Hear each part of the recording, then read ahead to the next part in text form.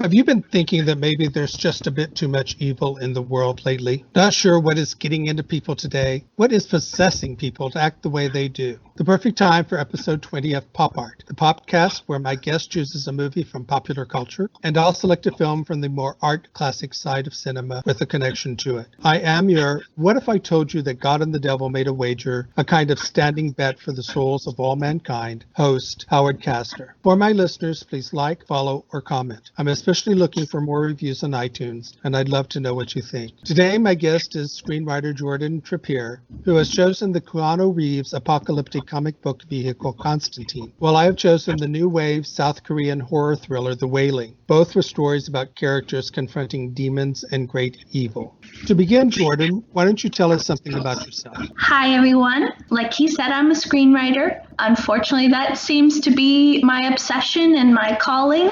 I spend an abnormal amount of time doing that. I am a nomad. I love to travel. That often influences my stories. I tend to veer more toward magical realism and science fiction, psychological thrillers, and really anything that pries away at the concept of humanity and human behavior. That's what I love. Great. Well, with that, let's get to your selection, Constantine. First, some information about the film. Constantine was released in 2005. It was directed by Francis Lawrence and written by Kevin Broadbent and Frank Capello, based on DC Comics' Hellblazer comic book series. The character was created by Alan Moore, and the story arc used here is based on one created by Garth Ennis. It stars Keanu Reeves, Rachel Weisz, Shia LaBeouf, Tilda Swinton, Pruitt Taylor-Vince, Djimon Hounsou, David Rosdell, Peter Stormare, and Max Baker. The basic premise revolves around Constantine, a bitter man condemned to hell for a suicide attempt in which he clinically died for a few minutes and then returned to life. In a world that is caught between God and the devil, Constantine spends his time exorcising demons in an effort to be admitted to heaven. When a young woman commits suicide, the police officer's sister comes to him for help to prove she didn't kill herself. But even before her arrival, Constantine has begun to suspect that something is off with the balance of the world because demons are finding a way in from hell. And it all revolves around the discovery of the sword that killed Christ while he was on the cross, the Spear of Destiny. Why did you choose this film? I chose it for a couple of reasons. I just love the film. I think it's absolutely fantastic. It's one of those movies you can watch over and over again, which are my favorite kind. I love memorable movies.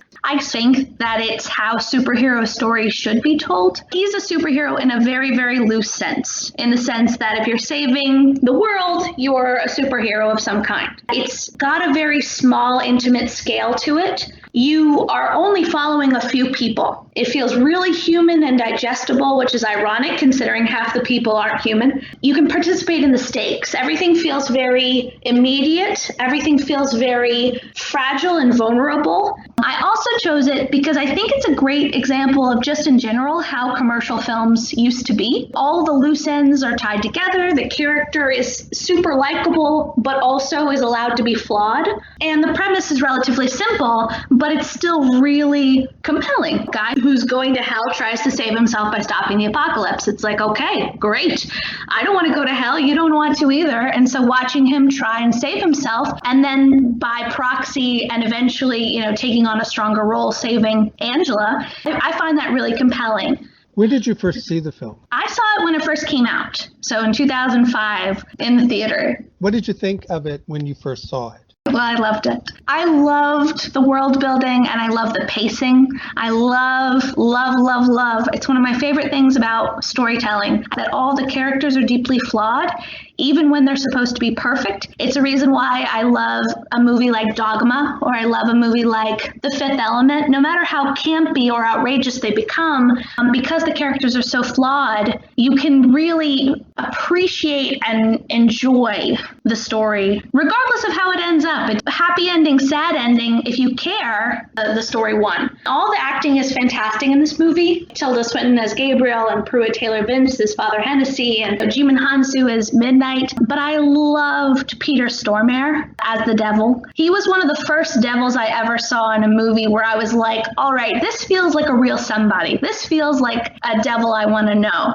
It's not gore for gore's sake. It's not swearing or being abusive for any stupid, random reason. It's purely character. It's just him. That's who he is. And I think he integrated that very well into his person. Every time I get to that scene where he appears at the end, this is such a satisfying payoff to everything they've set up, all those delicate little subplots about Keanu Reeves going to hell and him being the one soul the devil himself would come to Earth to collect. That's perfect. And you don't see it coming. And when he comes, it's fantastic. I first saw it, I just recently first saw it. I saw it over the weekend. You're the third person I think I've had on the show that chose a film that I had never seen before. I'd have to be honest, I think the main reason why I didn't see it, and I'll probably get into it a little later, is that the lead role is played by Keanu Reeves. There are a couple of things that stood out for me, and one is the philosophy and the theology behind it. It's a very unforgiving, I can't say nihilistic, philosophy behind it. It uses a lot of Christian ideas, but departs very significantly in one area. In Christian theology, especially in Catholicism, good and evil are not equal. So the world is not caught between two equal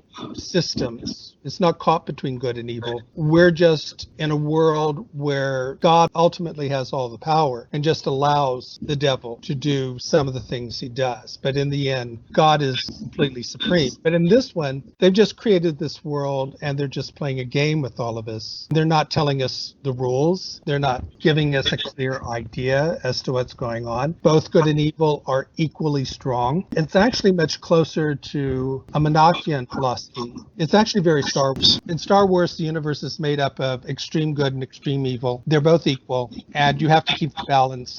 You make the decision which way to go. It's the same thing here. What's even more unforgiving about this is we don't even know that that's going on. We don't know that we're in this game. And it's very existential, very interesting. I thought it was a very thought-provoking look at life.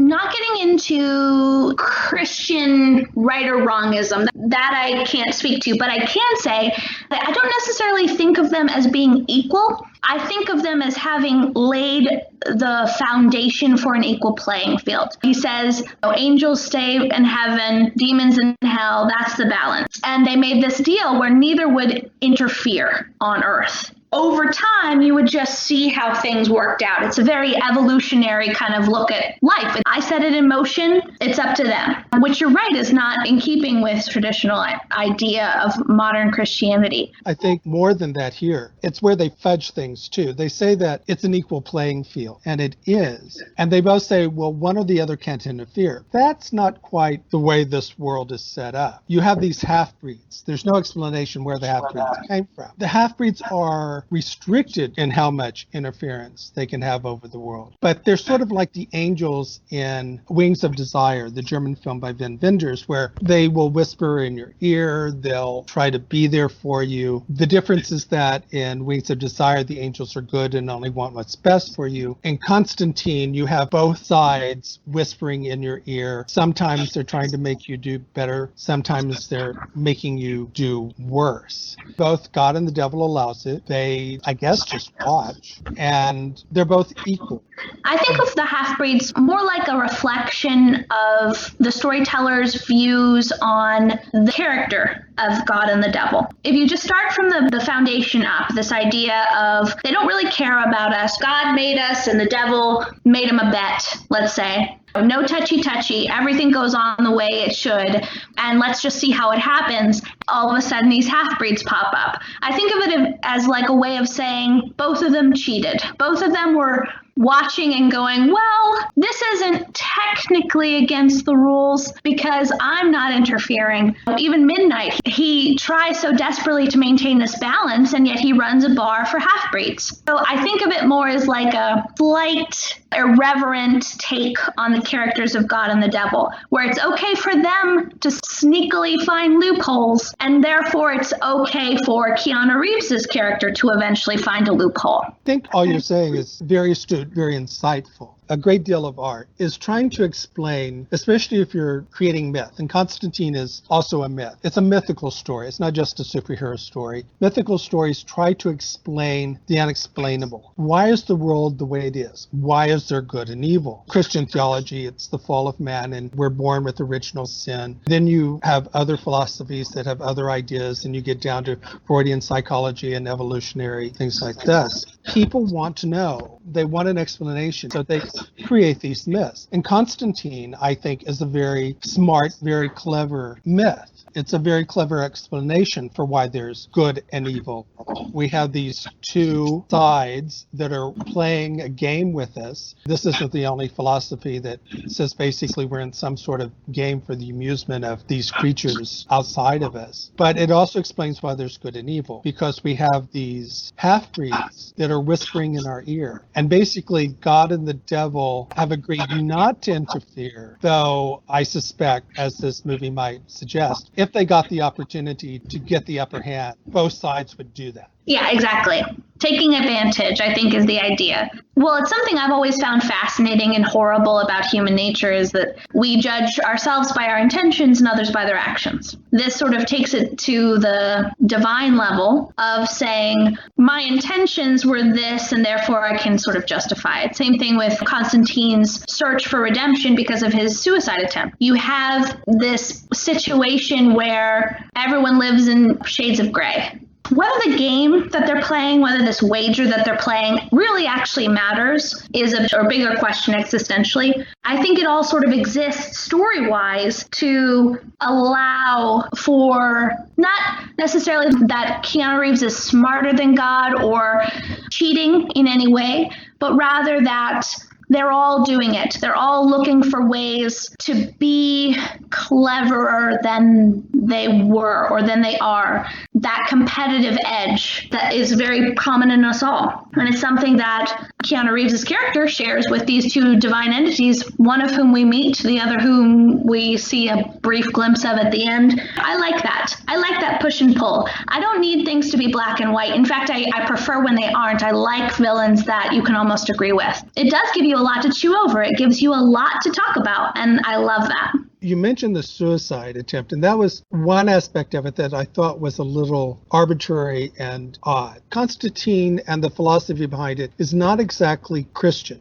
As I said, it's more Monarchian. The idea of if you commit suicide, you're going to hell is pretty much only a Catholic doctrine. No other Christian branch believes that committing suicide automatically condemns you to hell. Even today, most Catholics wouldn't even believe that anymore. And there are also loopholes. It's odd when Rachel Weisz goes to the priest and says, why can't she be buried in consecrated ground? And the priest says, well, she killed herself. Well, some priests would actually say, well, since we don't know what was going through her head between her leap and her hitting the ground, for all we know, she asked for forgiveness during that period of time. That's a loophole, and we'll bury her in consecrated ground. It's even more unforgiving than Catholicism is. And I always thought that that was kind of an odd, arbitrary choice to make. I mean, the author needs something. He needs to have some reason why Keanu Reeves is condemned to hell with no real chance of redemption. I think it mirrors Isabel's suicide, which I think is why they chose it. But you brought up a really clever thing that I hadn't realized before. It's almost as if God and the devil, and by extension, Keanu Reeves, Constantine, they are all using loopholes to their advantage. Yes. Whereas the humans are the ones who are just straight black and white, if you notice. The doctors quit smoking or you're going to die. The priest says, I'm sorry, she can't be given a proper burial because she killed herself, and that's a mortal sin. She went to hell. It's these characters, these side characters, that just pop in for a moment, but they reinforce this idea of, nope, there's no stand to shift. It's just, that's the way it is. Well, that's a cool little reflective thing I didn't notice before.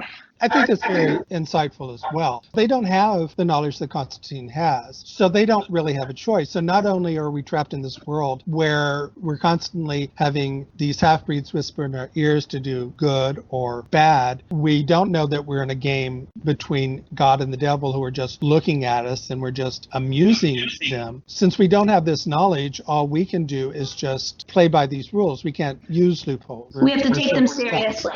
Yes, we have to look at it totally differently different than Constantine does. I do think that one of the things that interested me is, as I said before, this is a whole philosophy and theology. Sometimes I would wonder if people watching it know how deep this goes. This is just not a superficial comic book theology or philosophy. This is much deeper. This is very existential. One might even say it's very postmodern. What's interesting, too, is the very first scene of this movie, what would in a more recent film be dedicated to some sort of jump scare or almost spoiler kind of cold open where let me show you something that you're going to see later on in the movie. They do that in the cold open of this movie. There is a jump scare. You are going to see that guy again later, but it's purely historical and religious. It's world building. It's setting up this notion that this object and the finding of this object is the missing piece to everything that's been happening, and that someone, whichever side did it, whispered in this guy's ear to go find this spear of destiny hidden inside a church ruin in Mexico,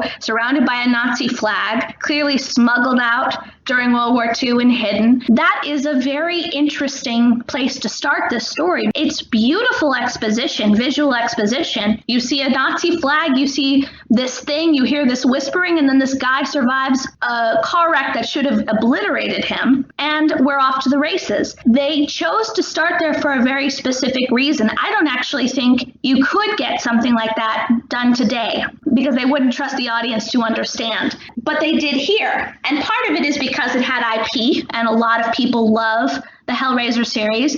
But I also think that it speaks to the world building and the confidence of the storytellers in the story. And you're right, they are treating it like mythology. We look at mythology today and we go, awesome, let's tear it apart, let's make it bigger, let's do whatever we want. But a few thousand years ago, 100 years ago, that would have been such a serious thing, such an intricate part of a culture's life. They just casually, objectively went and said, okay, how do we weave this into Catholic mythology and the story of good and evil and all of this stuff? And you're right, it is a Catholic background, but I think it's fascinating how they were able to make it not just bigger, but digestible for a lot of people. You don't have to be a Catholic to understand that they're telling you the rules of their world. Really, that's such a big part of horror, sci-fi, fantasy, magical realism. If you tell the audience the rules of your world, it doesn't really matter whether they agree or not. They'll follow it. The other thing I loved about the movie is the cinematography, which is by Philippe Rousselot, who also did A River Runs Through It, An Interview with the Vampire. It's absolutely gorgeous. That, along with the art direction and the set direction and the camera work, it's very well directed. Sometimes over the top, I will say, but the director has an incredible visual eye. You can sometimes enjoy the movie just for the visuals alone. Absolutely. It's not even just the background, it's the way the characters are dressed, the way they walk, what scenes from Constantine's life you're allowed to see. They show you how odd his apartment is with these massive blinds that open up to the sunlight, and he lives above a bowling alley where this weird guy who loves bugs works. These little details that make the world feel like it still exists when the camera stops rolling. It's not just that it looks like moving art. They show you hell. They show you this character's hell on a daily basis. Everything is dark and bleak, and yet you still have these moments of absolute beauty. Even when they go to hell through the cat's eye, just the concept of traveling to hell through a cat's eye is gorgeous. What are some of your favorite scenes from the movie? I really love how they introduce Constantine. I think the exorcism of the young Asian girl is beautifully done because he never actually says anything. He doesn't tell them what he's doing. You just know that a priest tried to do it, couldn't do it, and called in the best. Goes in, tells him to grab a mirror, tells him not to look, and the one that does gets punished. That's a really good scene. I also am, I'm just a huge fan of the Peter Stormare entire section of that movie. It's a very satisfying end to the story. Pruitt, Taylor Vince's scene where he drowns to death, unable to drink. It's terrifying. Imagine desperately trying to escape this creeping dread of your own doom. He knows he's going to die, and he rushes into this convenience store, this liquor store, and he's desperately smashing bottles trying to drink something, and he just can't do it. And then it starts pouring out of him, and he drowns in it. I think my favorite scenes tend to be more the action scenes. I think the crash at the beginning is quite something. When the truck hits character, you know something's off, because there's no way the car would be destroyed if it hit a character. I like the attack on the street with the cockroaches, the attack at the bowling alley scene where then he and Rachel Weisz leave the bowling alley and all the lights start going off and he has to light. What they don't tell you is a piece of Moses' shroud, which is why it scares off the demons that they see. The special effects are excellent. It's very creepy. It's very well done.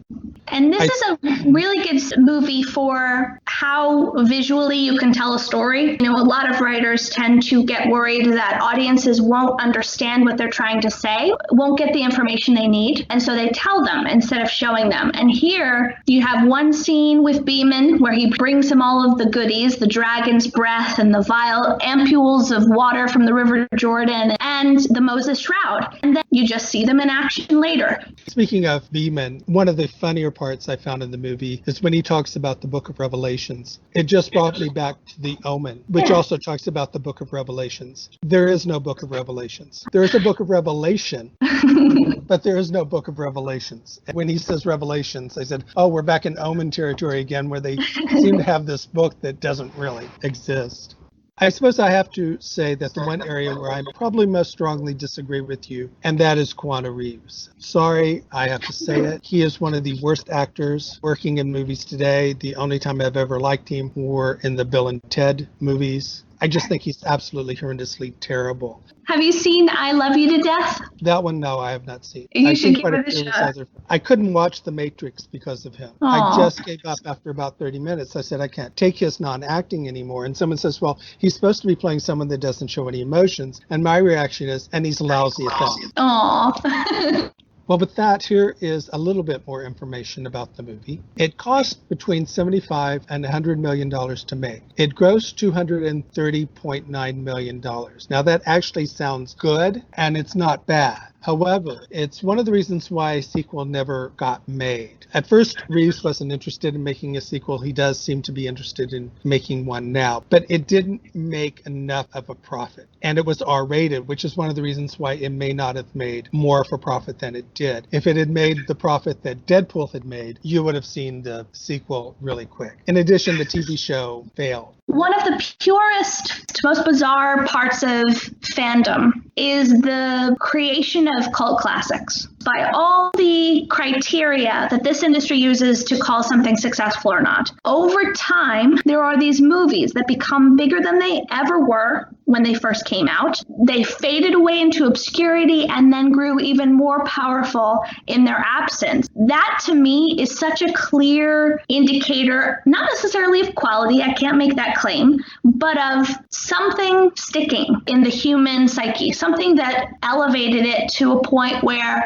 it became beloved by enough people to sort of make it immortal. I love cult classics. Even if they're not my type of cult classic, I really, really enjoy hearing about them because I think we tend to value everything on did it make money the first weekend it came out? But that's not really an indicator of whether it will have longevity in our culture. If you can make one that sticks around, you've succeeded far and away beyond what the box office says. With that, let's get to my selection, and that is The Wailing. The Wailing was released in 2016, and I'm going to be pronouncing a lot of South Korean names, so do forgive me if I get them wrong, because I probably will. It was directed and written by Hong-jin and it stars Kwok Do-won, Hwang Jung-min, Woo-hee, Jun Kunimura, Kim Hwan-hee, Hye-jin, Jang So-yeon, Kim Do-yoon, Sun Gong-guk. The basic premise revolves around a small village in South Korea where there are sudden outbreaks of violence. At first attributed to toxic mushrooms, a bumbling police officer begins to suspect something more is going on,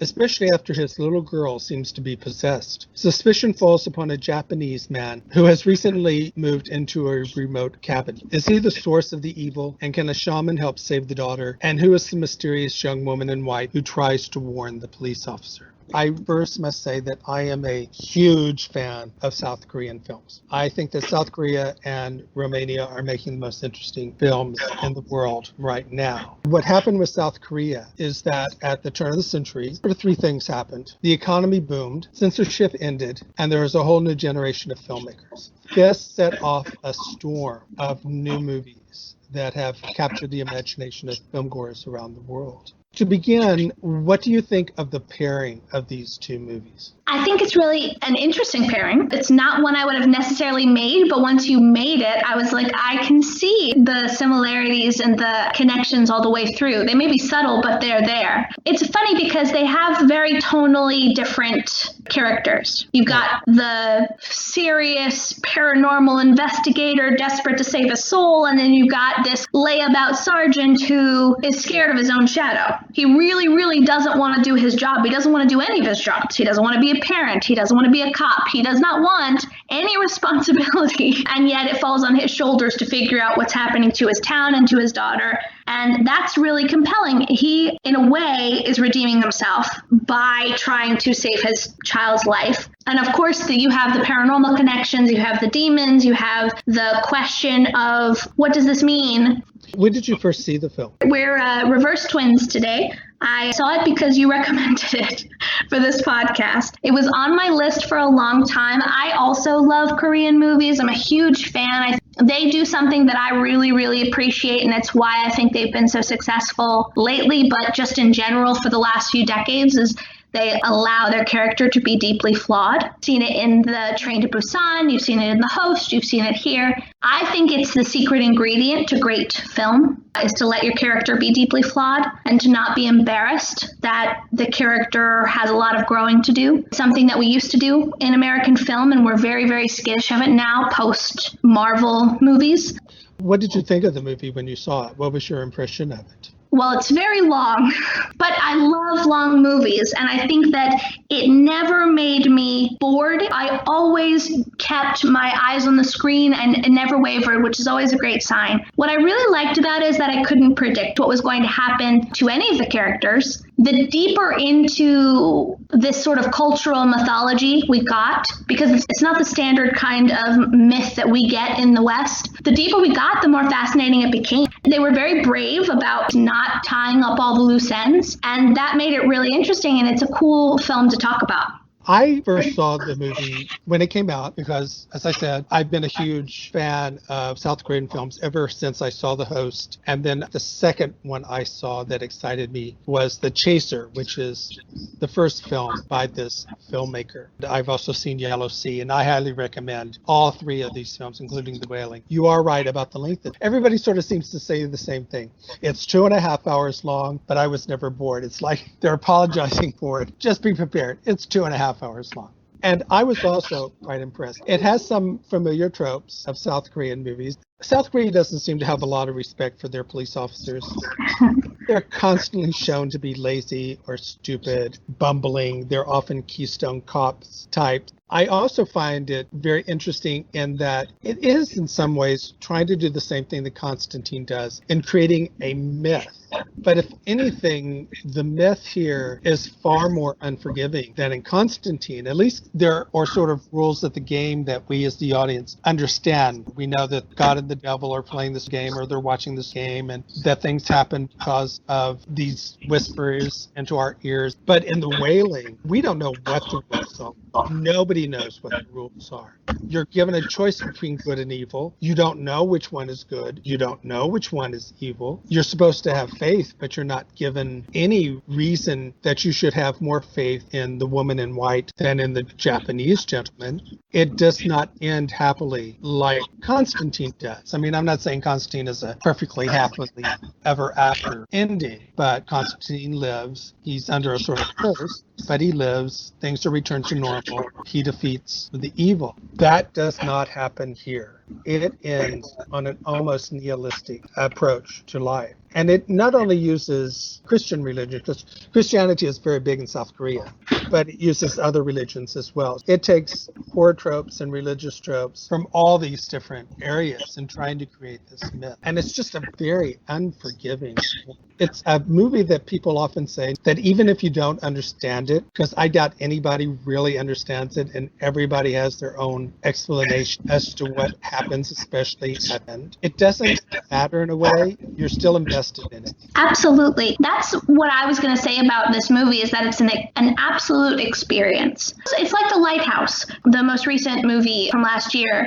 The feeling you get while watching it is just this sinking into a quagmire. It's like quicksand. You just keep sinking deeper and deeper. At first, it's kind of fun. You're like, oh, this guy, what on earth? Why is he in this job? Why are they letting him do this job? And then over time, you start to feel this sinking dread that it wouldn't matter if he were the smartest man on earth. There's no escaping this despair that's going to take over this town. For whatever reason it's happening, that's almost incidental at the end of the day. I don't know how to describe it. It's just an experience where it never really lets up. It doesn't apologize for how brutal it is. And yet it's still really fascinating as you start to peel away these layers of, is this just xenophobia that they just don't like this Japanese guy, or is there something really there? Who is this shaman? And when he goes to conduct this ritual, well, our main character, this dopey oaf, he messes up the ritual. So is it his fault that his daughter becomes this devilish monster by the end, this puppet of this demon that exists in this Japanese man? Or if he had gone through with the ritual, would it have mattered at all?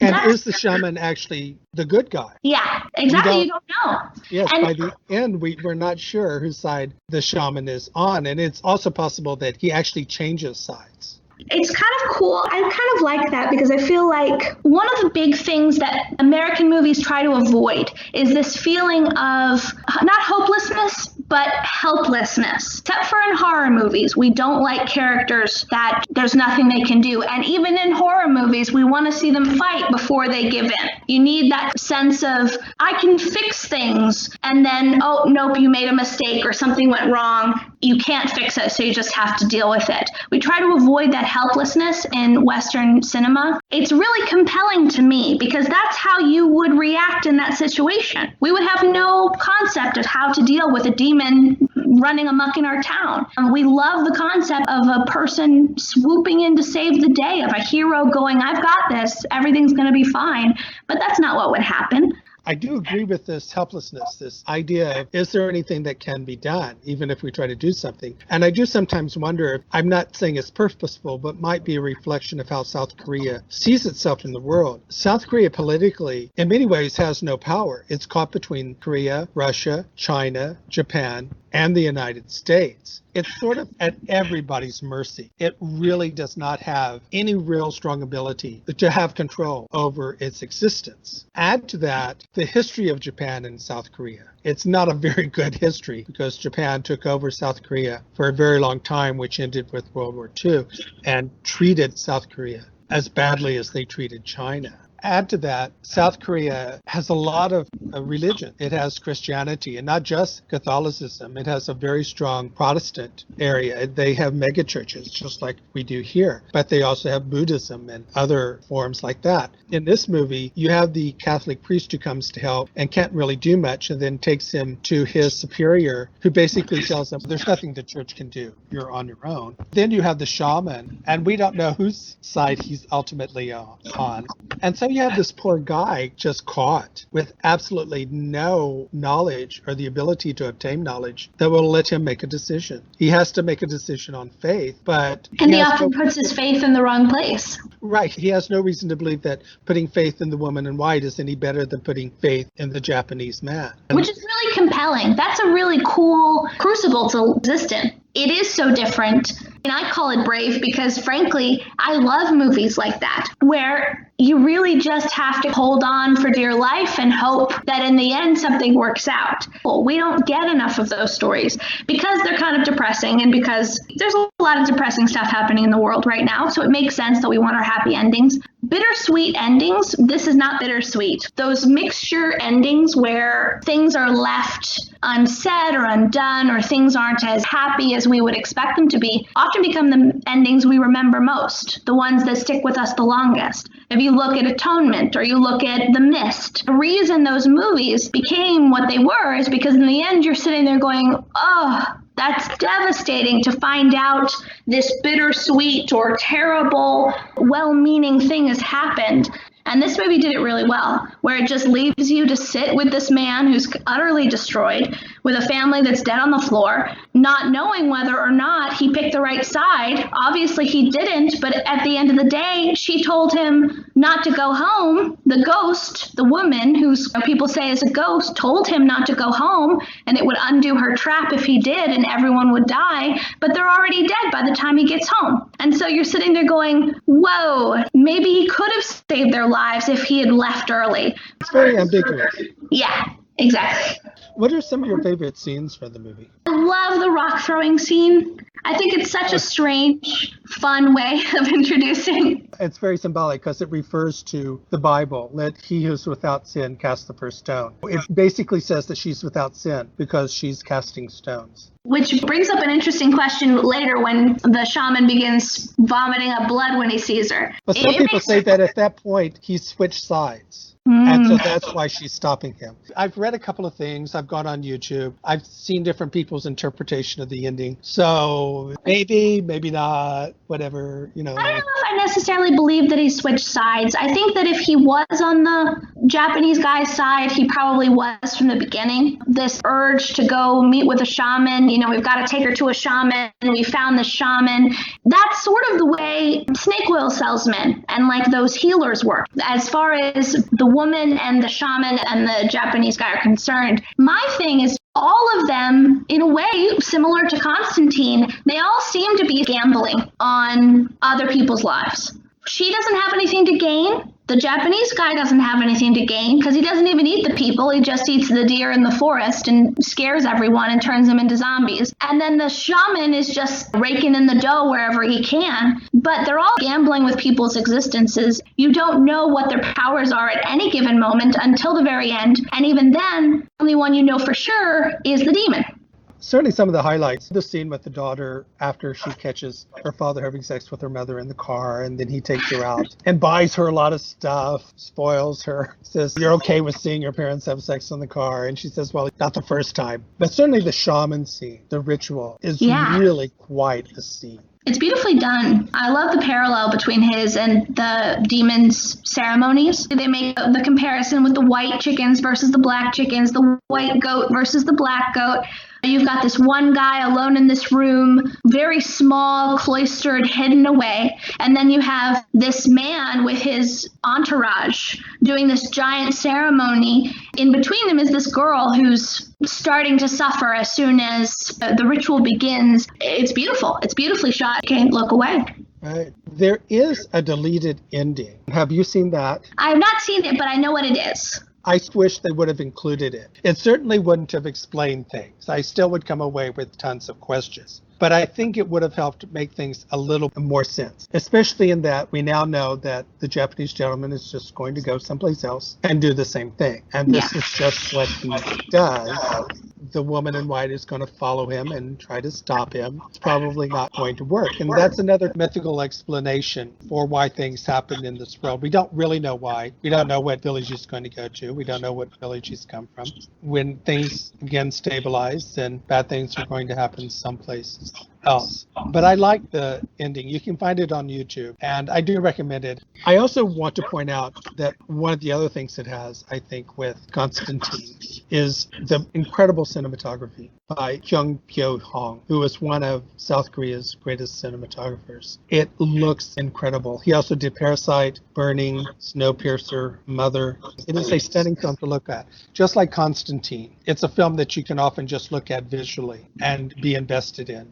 And you notice that these films that have this robust world building, they have a different feeling than a lot of programmer films that kind of disappear by the wayside. There's a sense of intention to every little detail that you see. It's not an accident. It takes an enormous amount of effort to make that happen. And in all of these movies, it's that sense of not just 3-dimension, but 4 dimensions. If you looked away, things would continue. At the end of this movie, when these creatures move on to another village to pollute them and torture them, this village continues to exist. That's the beauty of cinema. That's the power of cinema. Here's some more information about the film. It cost $8 million and it made $51.3 million. It is one of South Korea's biggest hits for that year. It's also one of its biggest critically acclaimed movies, getting numerous either awards or nominations. Jun Kunimura, who plays the Japanese gentleman, many people in the U.S. might recognize from Kill Bill Volume 1, where he plays Boss Tanaka. He was also in The Audition, which was the last horror film he made before he made The Wailing. So I think he said it was something like 20 years in between.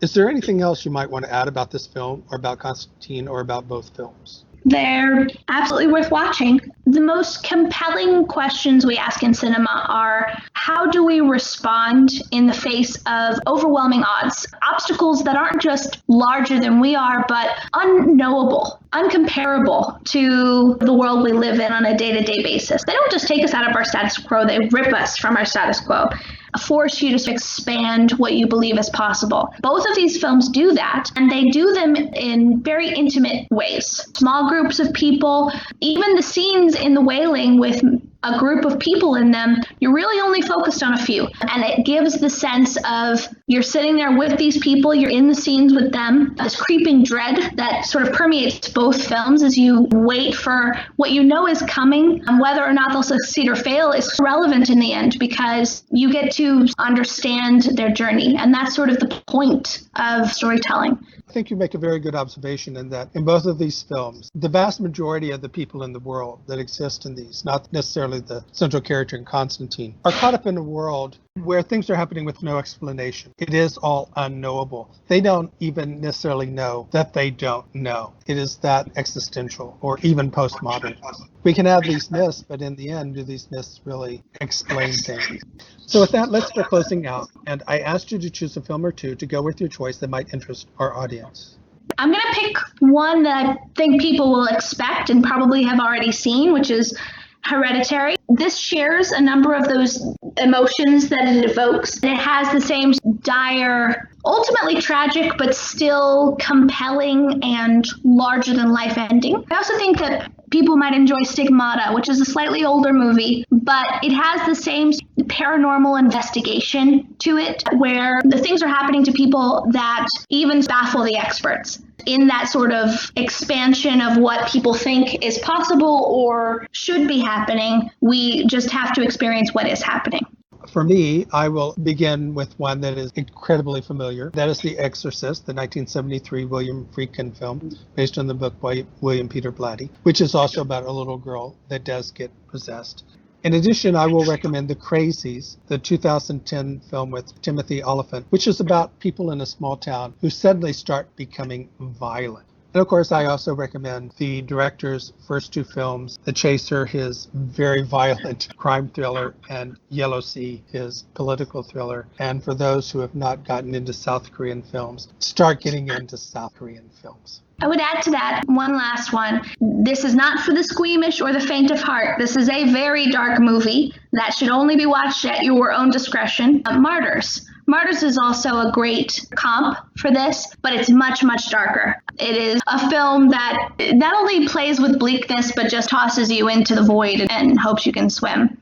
So what is next? What can we expect to see from you, or what are you working on? I am just finishing up a feature script for a Bulgarian director. We're going to hopefully film it next year in Bulgaria. I also just finished a alternate dimension sci-fi script that is a finalist for Stage 32's sci-fi and fantasy script competition. I'm excited about that. I also just optioned the life rights for one of the coolest and most secret, because I'm keeping it private, true American stories that I've ever read. Sounds great. As for me, I'll go through my usual litany. I am a screenwriter and script consultant, so I do have a Facebook consultation page called Howard Kastner Screenplay Consultation. I have a blog called Rantings and Ravings, which covers issues about screenwriting and movies. I published 2 books of short stories on Amazon, The Starving Artist and Other Stories, and The 5 Corporations and One True Religion. I have published the 2nd edition of my screenwriting book, More Rantings and Ravings of a Screenplay Reader, which can also be